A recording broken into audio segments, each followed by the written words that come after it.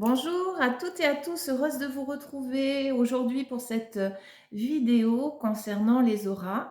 Bienvenue, Sherazade, les lumières du temps, médium, guérisseuse et radiesthésiste. Un petit message pour vous quand même à tous ceux et toutes celles qui m'écrivent en privé après mes vidéos. Merci infiniment, ça me touche beaucoup, ça m'encourage aussi. Donc merci d'être là et de votre retour, c'est très très agréable. Alors oui, aujourd'hui j'ai choisi de vous faire une petite vidéo concernant l'aura, les auras, A-U-R-A, ce qu'on appelle aussi assez couramment le corps subtil. Alors il faut savoir que tout ce qui est vivant a un aura. Les animaux, les arbres, bien sûr nous les humains, hein, à partir du moment où nous sommes en vie, tout ce qui est en vie a un aura. Alors qu'est-ce que c'est l'aura? L'aura, c'est une membrane énergétique, on va dire, qui a une... Quand on dit tu es dans mon espace, il a à peu près cette taille-là, il est à l'extérieur de notre corps. Quand on dit tu es dans ma bulle, bah, c'est déjà que tu rentres chez moi et c'est cet espace qu'on considère donc comme l'aura. Alors il a une densité, hein, il a des couleurs qui varient selon notre éveil d'âme, selon notre état de santé aussi, selon les lieux et les périodes que nous traversons. Donc il peut passer de toutes les couleurs de l'arc-en-ciel, hein, jusqu'aux couleurs très sombres quand des personnes sont vraiment chargées, on va dire, ou toxiques, hein, chargeant l'énergie négative. Et on peut aller bien sûr jusqu'à l'indigo, toutes les couleurs violettes, bleues, qui sont beaucoup plus près de la spiritualité, où là on sait qu'il y a tout un chemin de vie qui a été fait pour épurer, déposer, hein, tous les défauts de l'incarnation, l'orgueil, la vanité, la jalousie, la honte, la culpabilité. J'en passe, vous les connaissez bien évidemment. Donc l'aura a un sens très utile à notre équilibre, à nos équilibres, hein.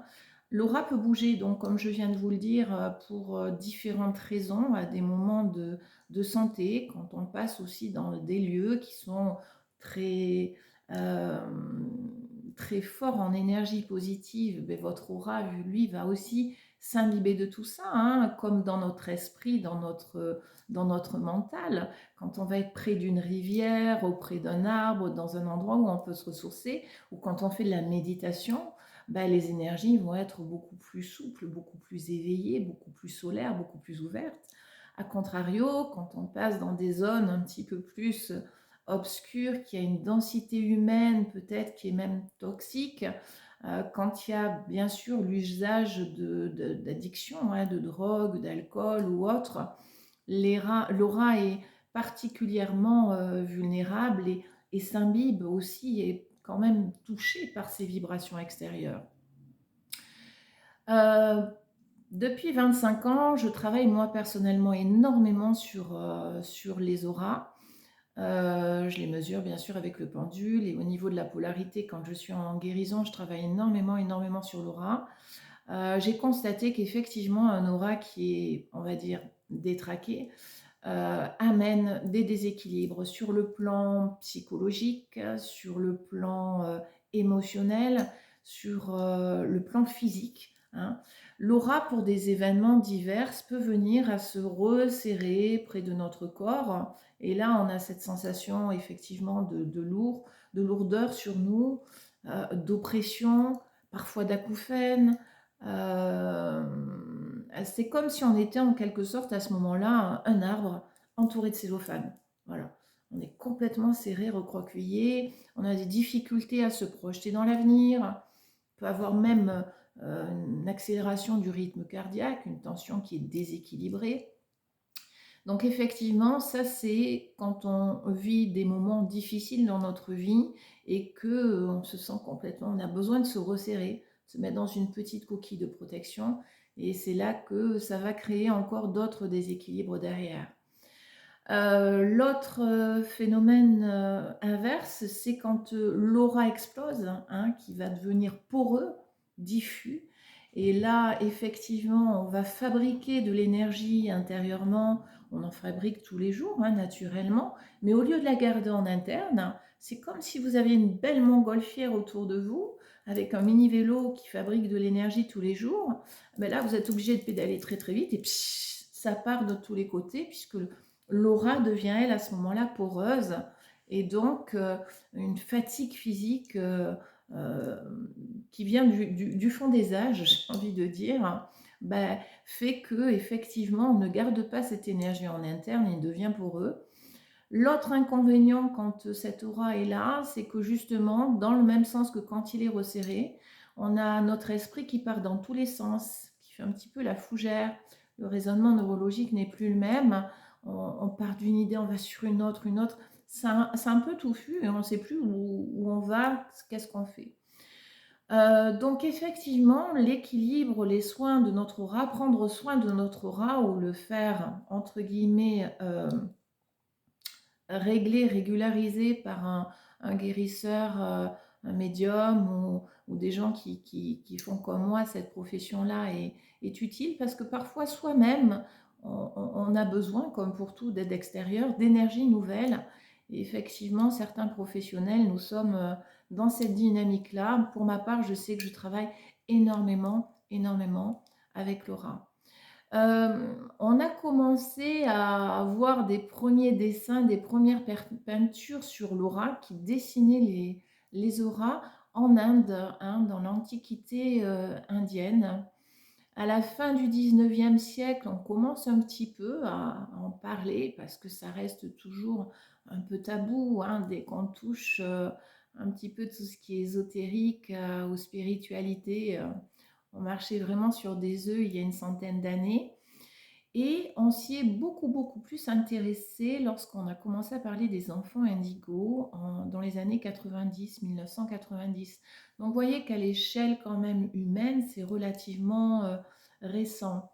La science quantique, je pense, va pouvoir fournir des réponses scientifiques à ce sujet-là. Pour plein de raisons, je pense que ça va aider à comprendre justement l'équilibre de nous en tant qu'humains, comment nous vivons par rapport à ce corps subtil et du coup va permettre de régler effectivement beaucoup beaucoup de choses. Donc voilà, l'aura, il faut quand même en prendre conscience, je dirais, savoir que nous vivons avec toute cette membrane autour de nous. Hein, il a plusieurs façons où il va être vulnérable. Il faut le savoir quand même.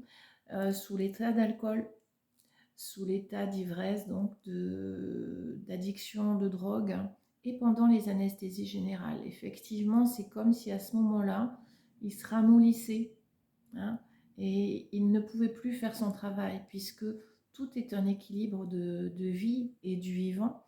Et à partir du moment où effectivement nous sommes dans un état second, hein, non conscient, je dirais, et même voire déséquilibré par rapport à des consommations illicites, tout ce qui est notre corps vivant n'a plus les mêmes fonctions, ne fonctionne plus pareil.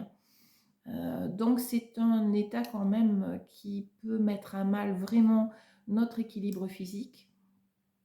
Il faut savoir que les cris, les bruits créent des failles aussi dans l'aura et à ce moment-là on devient un petit peu plus vulnérable parce qu'effectivement, hein, je vous ai déjà parlé dans une vidéo hein, des larves, des choses qui sont un petit peu dans plusieurs plans, je dirais, euh, célestes et effectivement il y en a qui ne demandent qu'une chose, c'est à pouvoir venir s'infiltrer et chercher nourriture pour s'installer confortablement sans payer le loyer dans notre vie et déséquilibrer pas mal nos choix et nos fonctions.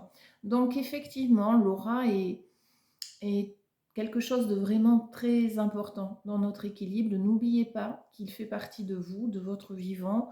Prenez-en soin, le fait déjà d'y penser, de savoir qu'il existe, même s'il n'est pas palpable à proprement parler, même si on ne va pas le voir avec des yeux lambda, il est là et il existe. Alors, on peut le percevoir à certains moments.